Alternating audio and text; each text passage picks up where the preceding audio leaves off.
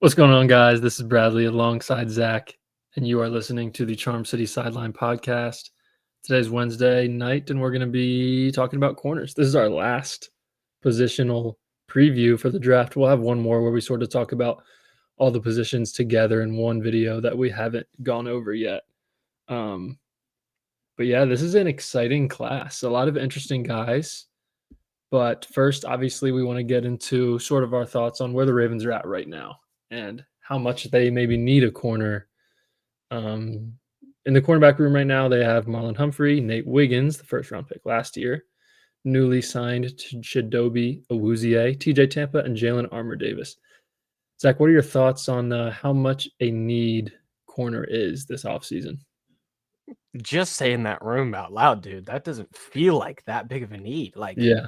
if you go Wiggins, Marlon, and Uzier, that's 3 starters, or at least on paper it is. So, I think it's all about depth for a Super Bowl team. Getting I'm not necessarily a fan of a first round guy unless it's one of those top guys that somehow falls. But getting a depth guy that can potentially be a part of the room and can potentially turn heads and be a part of the team for the long term is what I kind of see really the corner group as, even though it's so talented. It's such a fun group. But I think the Ravens room overall is good. It's talented. Someone like Tampa can step up. Maybe that's, another name to add alongside a drafted player. I think DaCosta mentioned, it might have been yesterday or the day before, that the Ravens are going to pick a corner. Like, they will have a corner on the team by the end of the draft weekend. So gotta do our due diligence on these guys for sure. Yeah, I feel the same way. And with Humphrey maybe playing inside again, you're sort of looking at the outside starters being Nate Wiggins and Awuzie. And are you okay with that or are you not okay with that? And if one of them gets injured, you're looking at Tampa or Armour-Davis playing immediately. So I'd say it's definitely one of their back end needs. I still think that their biggest need is edge, and probably their second biggest need is guard. And then I think right behind that is interior D-line and corner/safety. I think you can get either of them or both of them in this draft. There's obviously 2 guys in this class who we're not going to be talking about. One is Travis Hunter. He's going to go second to the Browns, most likely, maybe third to the Giants. And then there's Will Johnson from Michigan, who I also like a lot. Probably at the very, very lowest, going to go 12 or something like that. So really just no shot at all that the Ravens are going to get either of those guys. But that brings us to sort of the consensus number 3 corner in this class. Someone that, for me, in my opinion, is closer to Hunter and Johnson than he is the rest of the pack. And I think you probably agree, and I think some people would agree with that in sort of the NFL community. And his name is Jahdae Barron. He is a corner from Texas, 5th-year senior. A lot of these guys are going to be older. 5'11", 194. So in terms of draft position, Zach, he is most likely not going to be there at 27, but maybe creeps into the lower 20s and a possible trade-up option for the Ravens.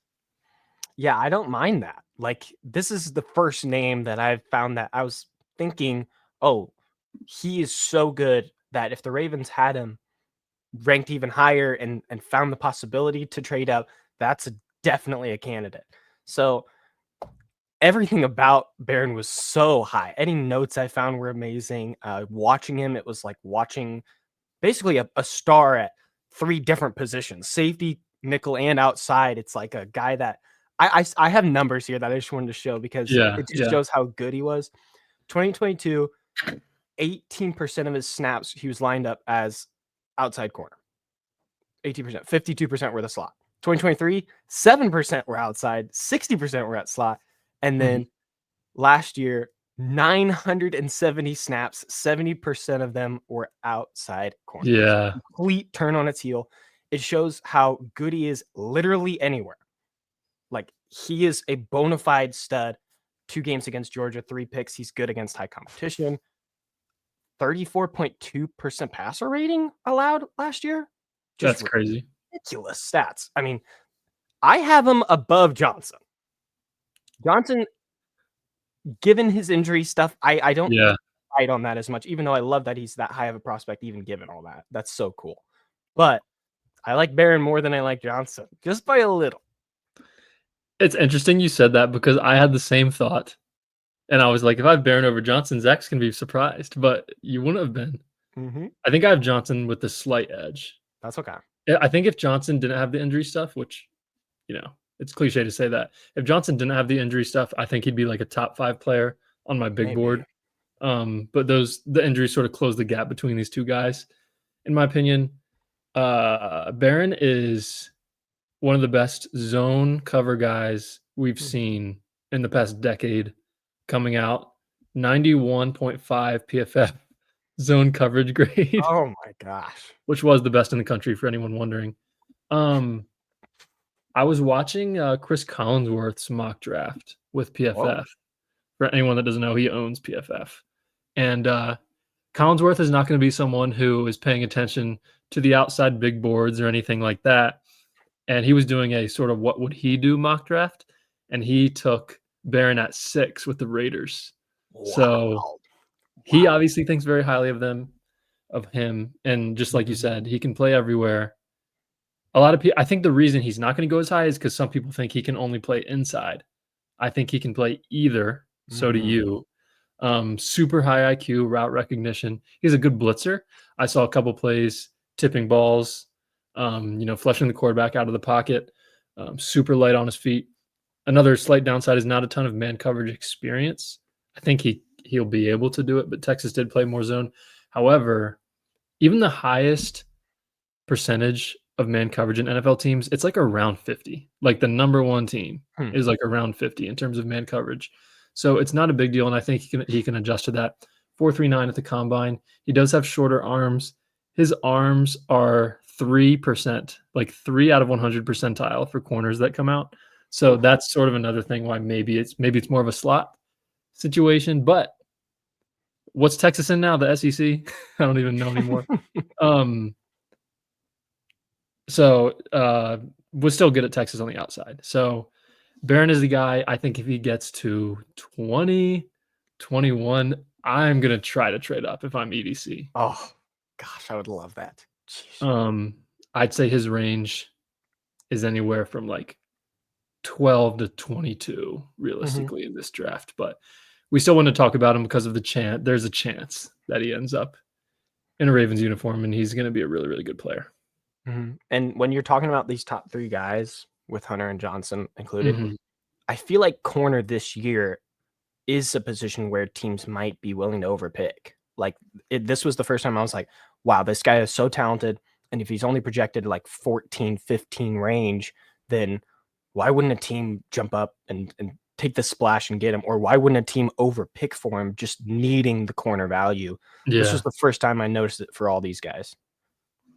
Yeah, I agree. And I guess we'll get into the consensus number 4 guy. I have him at 5, Maxwell Hairston. What do you have him at? I have him at 5. That's correct. Okay, yeah. So we both have him at 5. Redshirt junior, 5'11", 183. So he's kind of small. But Nate Wiggins was 175. So wow. Ravens aren't going to care about that. So explosive. What did he run? A 4.28? Yeah, at the combine. Had the second highest vertical, 39 inches. So explosive and aggressive. I can't remember if I mentioned it. He's from Kentucky, by the way. Makes a lot of plays on the ball. Pick sixes. He's kind of like a faster, in terms of a college comp, like a faster Marcus Peters is sort of what I see. 5 interceptions in 2023. His issue is he struggles in man. His PFF grade in man coverage was 55. So really not good, but he's an elite zone player. Missed a lot of time with a shoulder injury this past season. Not great against the run. I was looking at Hairston and Wiggins scouting reports side by side. A lot of the weaknesses listed are similar. besides the man coverage issue. Hmm. But he's a magnet to the football when he's playing zone. Baiting the quarterback, playing the deep third and cover 3, those sorts of things. Todd McShay said he's the most dynamic athlete in the class besides Travis Hunter. So I Whoa. thought that was pretty notable as well. Mad Max. That was the best nickname of anyone we've had so far. Yeah. But he seems like a twitchier player. That was kind of obvious with how aggressive he was against receivers.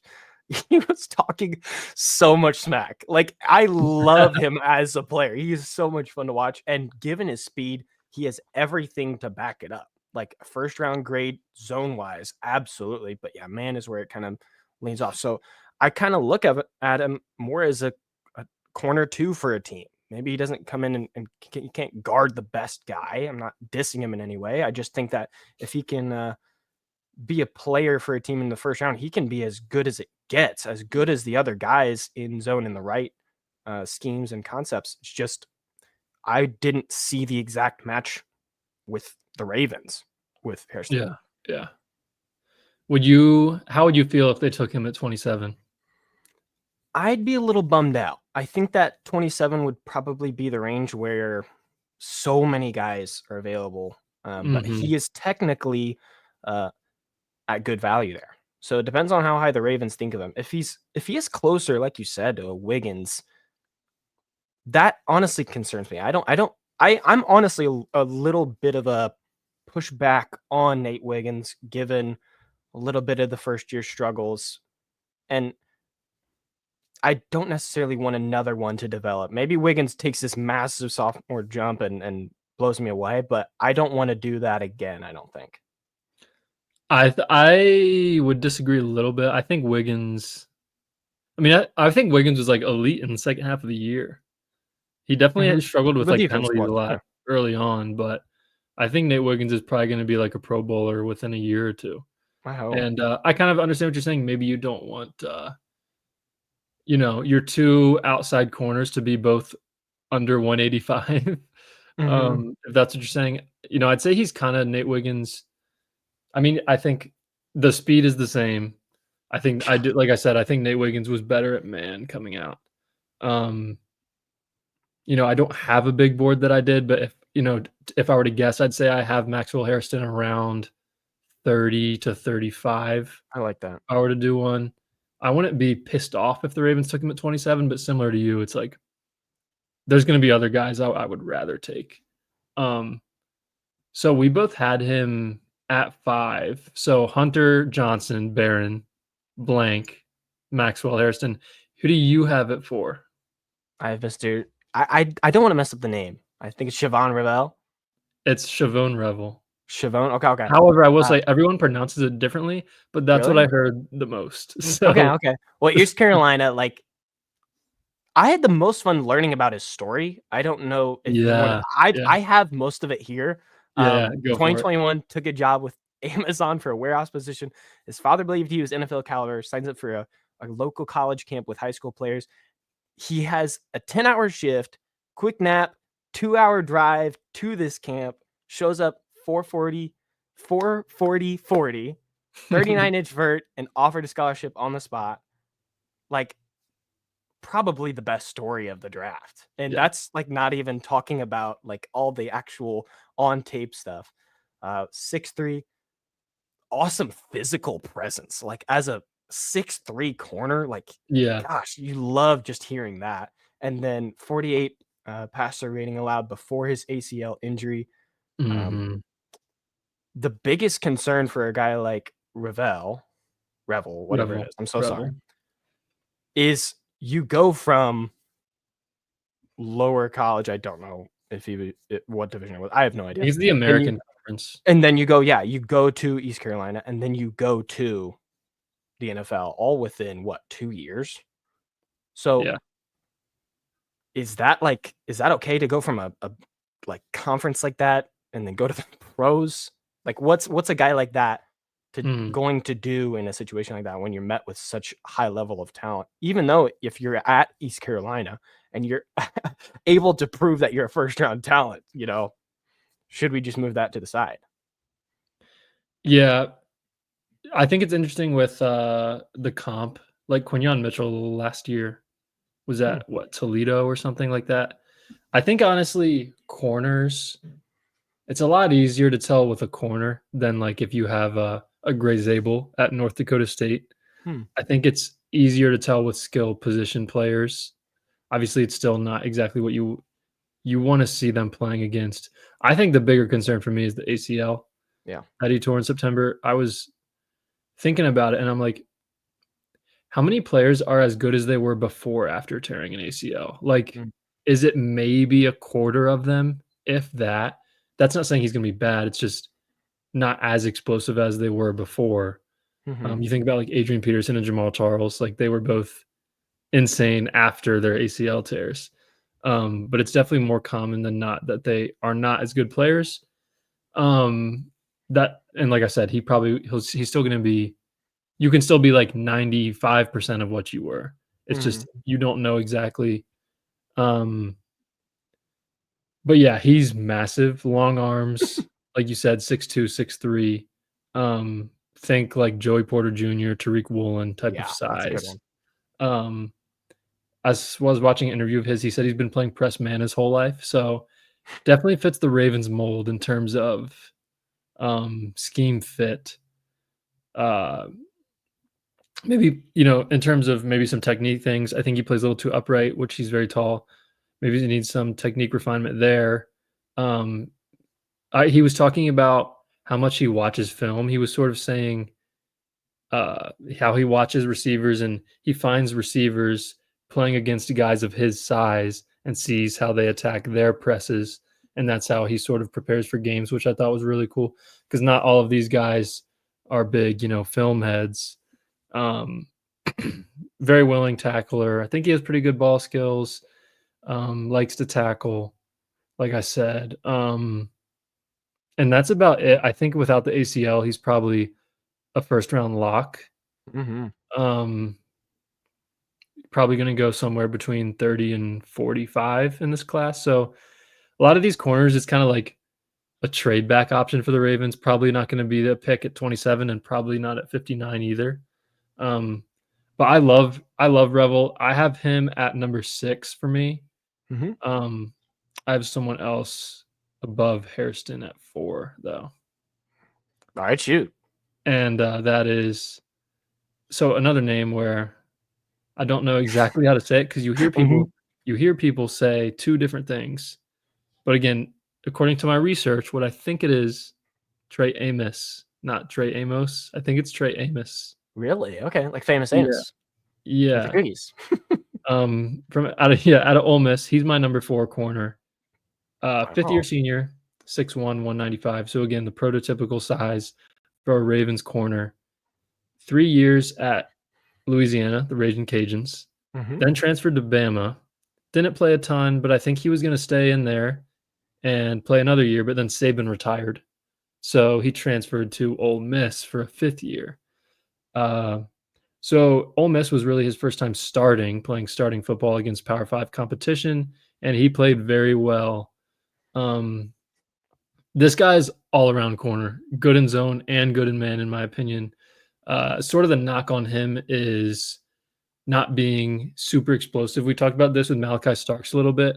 They're just not that, classic I 99 love that. percentile athlete Yeah. that comes out that you see. Sometimes can get a little lost at the top of routes, looking in the backfield, things like that. I wrote down not a perfect prospect because of the athleticism thing. But that I think that annoys me less than the average evaluator. Could obviously work on tackling a little bit, like I think almost all of these corners could. Good at playing the ball, 10 PBUs and 3 picks in 2024 for Mr. Trey Amos. Yeah, and it's funny that you say that about the explosiveness because Uh-huh. he's definitely an athlete. He has Yeah, some yeah, like track and field background. He won a state yeah. title for long jump. Like this Same guy with Starks is too, which is crazy. yeah, it's like what's the difference of seeing it on the field and seeing it like, on Yeah, track and stuff? That's so funny. yeah. Um, but he was probably the best press technique I saw as a corner and his length and height, like you mentioned, are perfect for any starter. Like this is the first time I was like, that would be a name that I'm okay with for the Ravens. It's just this is where in our total rankings in this preview, we're getting to an awkward spot. If they're, ranked around 30 to 45-ish, then does that mean we trade back? Does that mean our live stream on Thursday during the draft, does that mean that we don't have a pick if the Ravens really want a guy like Amos? So I really did like him. I thought that everything about him was pretty good. I think that the athleticism from someone like Revel beat him out a little bit, but I have Amos tied with the next guy that we're going to talk about. I have them tied because I think that they were so varying in their techniques. Yeah, I like Amos a lot. I would rather, if the Ravens were to take a corner at 27, I'd rather it be Amos than Hairston. But again, you can probably trade back a little bit and get him. But at the same time, I was looking back at the draft last year. The last 4 picks are guys that weren't really expected to be first rounders. Those sort of 29 to 32, the teams that are going to be picking after the Ravens, they kind of just pick a guy they like. Doesn't matter if they're ranked 39 or something. Yeah. So the Ravens do need to be careful. If they want a guy like Amos or Hairston, they just need to take him at 27 probably. Sure. So yeah, I have him at 4. You had him at 6, tied at 6, I guess, to someone else. Who'd you have him tied with at 6? Again, a name I don't want to bot. I got you on this one, I think. Oh, okay, go for it. Azareye'h Thomas. Thank you. His brother's a safety for the Cowboys. I couldn't say his first name. I don't want to botch that either. He's a former top recruit from Florida. That was one. And then as a wide receiver and corner. So that was already some green lights. Near the top of the class with arm length, 6'2". The reason I have him tied with Amos is that Amos was so perfect with press and at the line of scrimmage. Thomas was almost like we're getting into athletes playing corner. Like they're relying on the athleticism instead of technique in that way. With his wide receiver background, he is super good at knowing where the ball is. 3rd lowest passer rating allowed in the ACC and 27th lowest in FBS. But he didn't have any turnovers in 2024. Yeah. He's 20 years old right now and would be 21 for his rookie season. You have to consider this guy just higher up, just given that alone, right? Yeah. Azareye'h Thomas, 6'1.5", 197. Like you said, coming out as a true junior. He's younger than us, which is weird to say. But first thing, he reminded me of Jimmy Smith. Oh, yeah. A lot. That's a fun comp. Todd McShay said he was one of the best players he saw at the Senior Bowl. Another guy. So Revel and Azareye'h are press man guys, where Hairston is like a zone, and then Amos can kind of do both. Azareye'h over 300 snaps in man coverage over the last 2 seasons. Wow. So again, not a ton of zone usage for this guy. I don't think he's super fast like Hairston. So not elite recovery speed for Thomas. But he loves playing man. So, and like I said, even the Ravens, who are one of the most highly run man defense teams in the NFL, it's around 50%. So, but he would be a guy that fits the Ravens. Sticky coverage. I like what you said about it seems like sort of more of an athlete playing corner than a corner playing corner. There's definitely some things he can work on, and the lack of ball production is certainly a thing of note. Like Marlon Humphrey, for example. And this is a perfect subtopic of you see weaknesses on these NFL players, and you even see it, or you see it on a write-up or whatever. NFL stars have weaknesses too. Sure. Like Marlon Humphrey can't catch still. Granted, he actually had a decent year with 4 or 5 picks last year. But he could be an elite. Azareye'h Thomas could be an elite corner that still doesn't get interceptions. So it's not like having these few weaknesses is a terrible thing. But I do think maybe the most fluid guy we've talked about besides Barron maybe. And I think pretty solid footwork.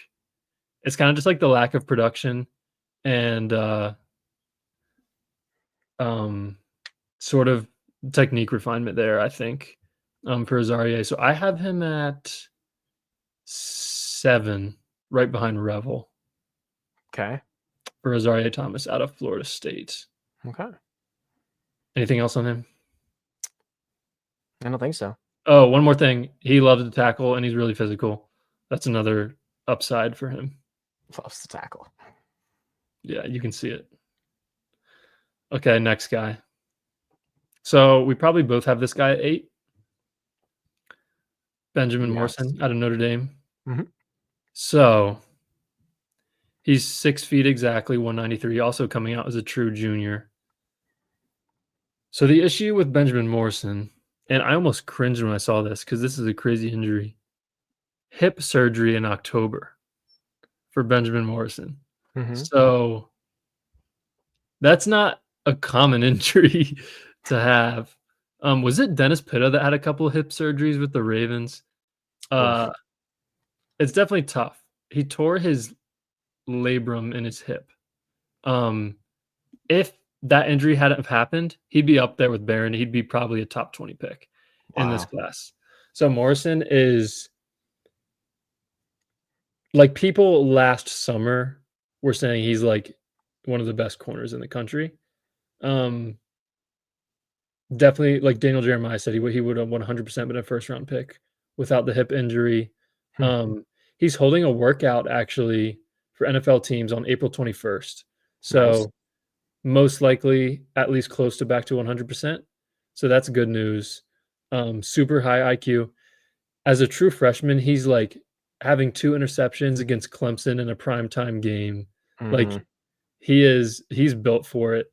7 interceptions in his first 2 years there, 87 grade in single coverage from PFF. Against Marvin Harrison Jr., 7 targets, 2 receptions allowed.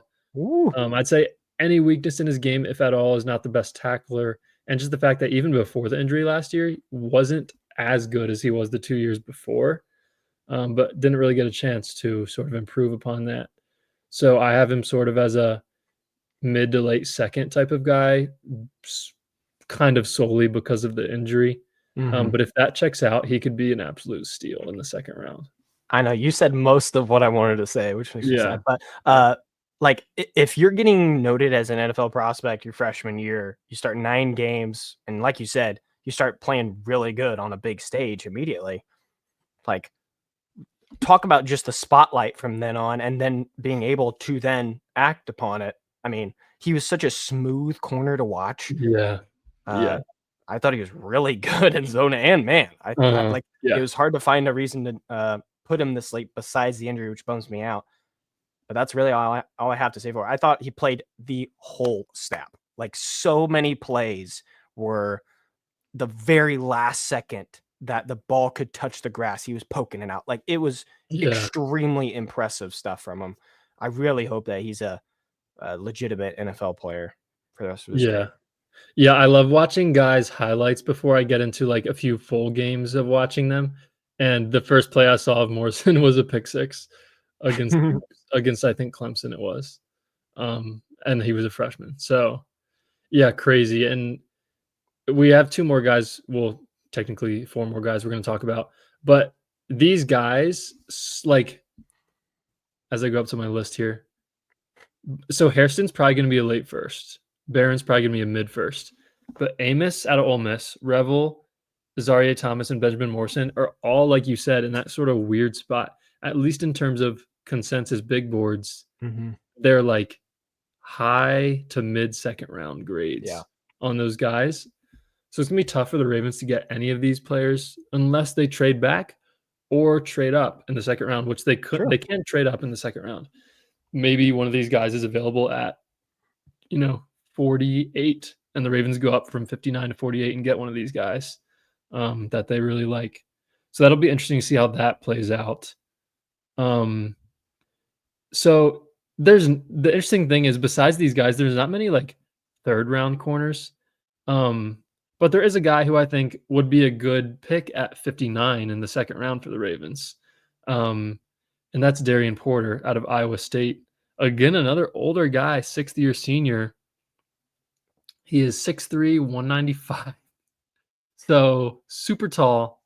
Wait. He played receiver. I think he transitioned to corner like a year ago, maybe 2 years ago, just because it wasn't working out at receiver. And his first start at corner was this season for Iowa State. Really? I didn't know And that. he had a great year. Maybe the best press corner in the class, along with Azareye'h and Revel. Obviously insane length, elite athlete. So keep in mind, everyone, 6'3", 4.3 flat 40 at the combine, 9.99 RAS score. It can go to 10 if anyone's wondering. And then you're still wondering, like, oh, maybe his agility isn't there. 89 percentile on the 3-cone drill. Jeez. This was a guy, I'm assuming you remember, and a lot of people remember, Tariq Woolen, the corner that came out a few years ago, sort of similar to this, probably not even as athletic as Darien Porter is, and fell to the 5th round. And I remember being like, what is going on? And I know the Ravens took Jordan Stout over Tariq Woolen, and I was definitely disappointed about that at the time, and Woolen's turned out to be a really good player. And I think this might be a situation where the league is like, okay, 6'3" corner who's really good. Maybe we should draft him high. Like, I don't know. I think Tariq Woolen was almost like a too good to be true type of situation. And I don't think that's going to happen with Porter. I think he's probably going to go in the second round. Blocked a field goal and a punt last year. Willing tackler, but does struggle. 37 run defense grade from PFF. Didn't play much man at Iowa State, but first year at corner and was great in zone. So maybe he could be a good man corner as well. I'm sorry if you have this stat, but led the nation. He allowed a 4.7 passer rating. So that's crazy. But yeah, Darien Porter. That's ridiculous. Yeah, would probably be a nice pick at 59. I saw that and I did not even want to put it on my notes because I'm like, is that real? Like I didn't see that what percentile it was or anything. That was hilarious. But yeah, you talk about the frame, you talk about wide receiver, turn corner, elite track background as well. Before he was a starter this year, he was a special team star. 4 blocked punts and 1 field goal blocked. Think about John Harbaugh licking his chops for a guy that can be a part of the special teams as much as he could. Oh my gosh. It's just given that length, 1-year starter, even being a 6th-year player. It's kind of a no for me. He lacks the run help strength and the real ability for, a higher pick in true turnover ability too. And I think that as long as he just gets more experience, that can be unlocked. I thought he excelled a little more in zone than man. So I'm a fan of this for a potential Ravens at pick. 59. Yeah. Yeah, and like I don't think we even have harped on this enough, but like the former wide receiver thing is so cool. Mm-hmm. And like we've seen this with Xavier Watts. Xavier Watts, the safety out of Notre Dame, he doesn't drop picks. And like Never. It's similar with Darien Porter, like a 6'3" corner who also has great hands. Like imagine how many interceptions he's gonna have. Ooh. So I like him a lot. Then there's a guy who could be a nice pick in the 3rd round, Zach. Take it away with him. Yeah, that's our Jacob Parrish, Kansas State. This was a noted possible gem for me. Like if a team needs a nickel somewhere later in the draft, this is the guy. Like it feels like there's everything you'd want in a competitor and a fiery type of player that Parrish was. Even though 13% of the time during college, he was lined up in the slot. So even though he excels in the line of scrimmage and he's confident in the line of scrimmage, that's a note. he was explosive, getting downhill, and seemed like he had a great IQ for the game. What a confident pick you would have in Parrish later on in the draft. Like, what a gem. Yeah, Jacob Parrish out of Kansas State, I think, would love at 91. Definitely a third-round guy in my opinion. I think he's coming out as a true junior as well, so he's pretty young. 5'10", which is probably why maybe a slot guy. But if anyone's wondering how small 5'10" is, I looked up Ardarius Washington to compare. Ardarius Washington is 5'8". So Jacob Parrish is still a lot bigger than Ardarius Washington. So I think if he needs to play outside, he can. Probably projects more as an inside guy, but I think Jacob Parrish, like, he could play outside corner as well if he needs to. First thing I wrote down about him is plays like a Raven. Like, I can just imagine him on the Ravens defense. Yeah, Like a third-round pick, slot corner, like super high effort. A play I saw, I can't remember who it was against. He blitzed off the corner, I think, and batted a ball up in the air. Yes, And then, I like, saw that too. Awesome. and then he dove He to try to catch it. He didn't, He's a but it was, Raven. like, beautiful effort. And, Yeah. like, that's something I imagine Kyle Hamilton doing. He Mhm. probably has done that. So that I thought that was a cool play. Yeah. And, like, he definitely lacks a little bit of size, but, like, 5'10", 191 is not a small guy. 4.35 at the combine, super fast. He's good against the run. His PFF run D grade was 71. So that is in terms of projecting to be in the slot, you need to be good against the run. And he is. I think he could get a little better at tackling. And if he does have to play outside, could be tough with guarding, a 6'3" receiver.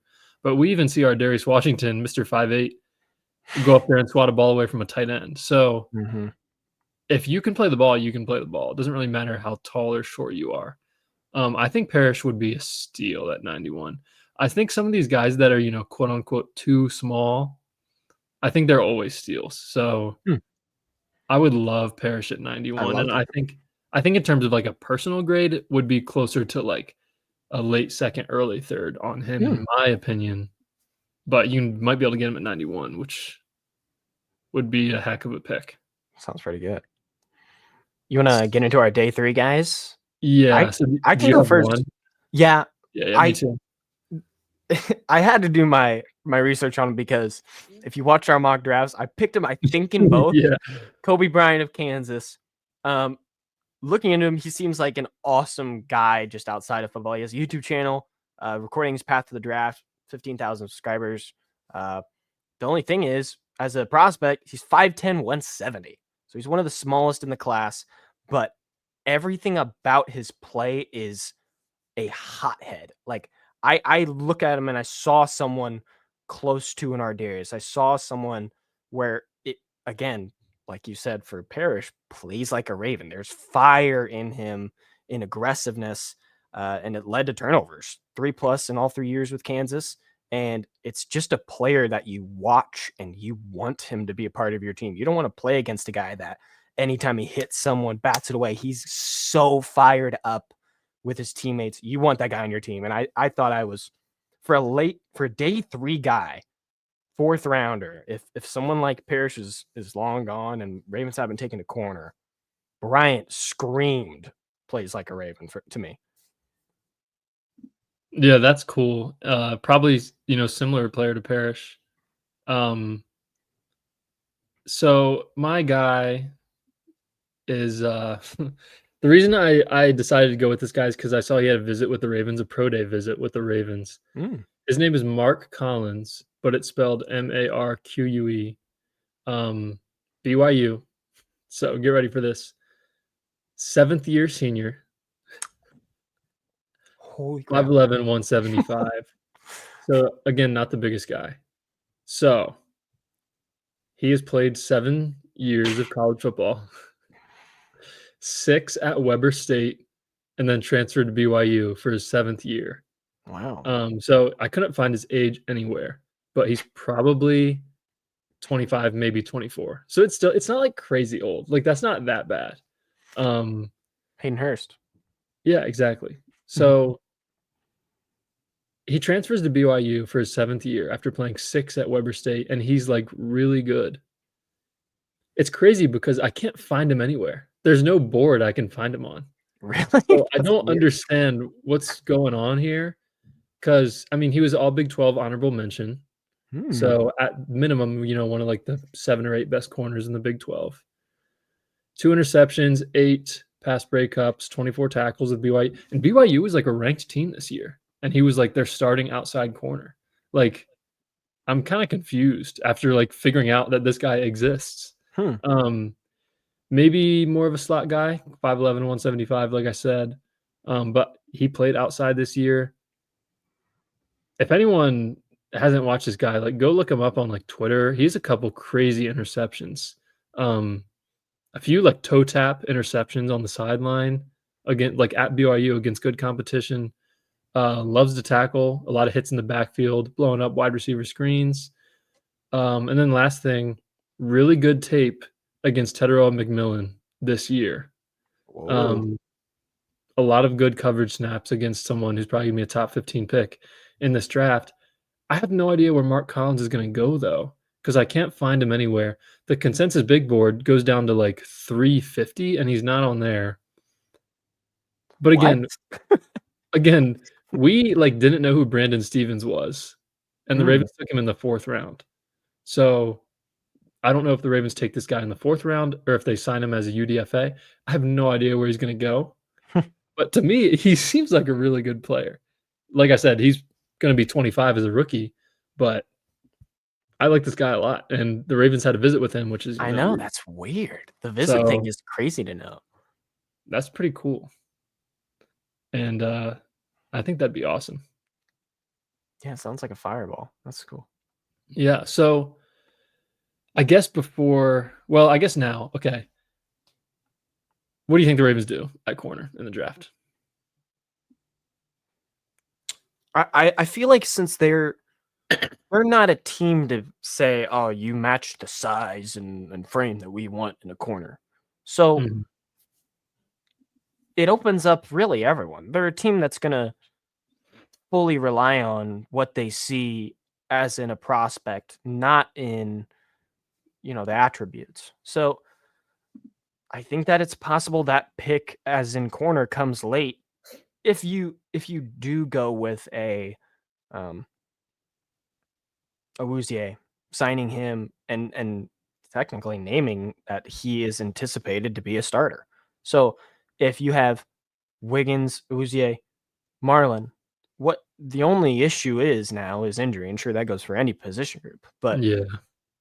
if those 3 stay healthy, the only thing you need then is depth that can come in and play. And I think that there's plenty of those guys, like we mentioned.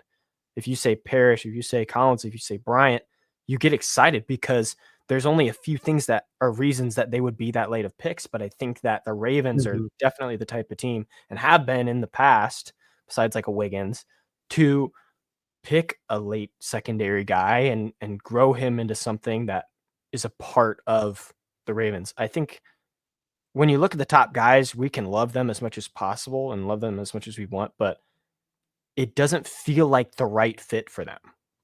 Like if it's a best player available guy and they're there, like a Barron, and you trade up 3 picks, heck yeah, Yeah. we're all for it.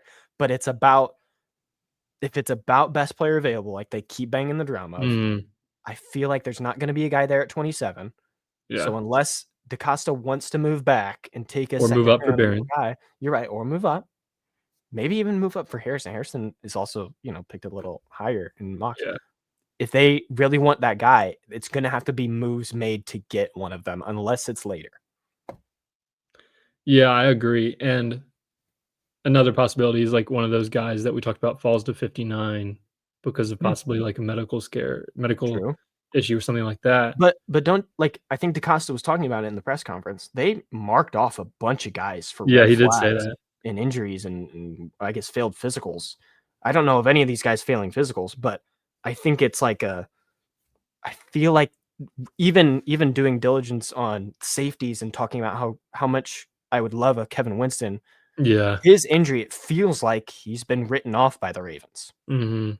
Like, it feels like Yeah. they don't want to spend half a year growing and nurturing a Yeah. guy and then making him into a star player. So if there's a corner here that has some medical issue, I don't think the Ravens are the type of team to take him either, right? Yeah, I think the Ravens. I think the David Ojabo situation was sort of a dart throw that didn't work out, and I Yeah. think they sort of think about that now in terms of drafting these injured guys. Hmm.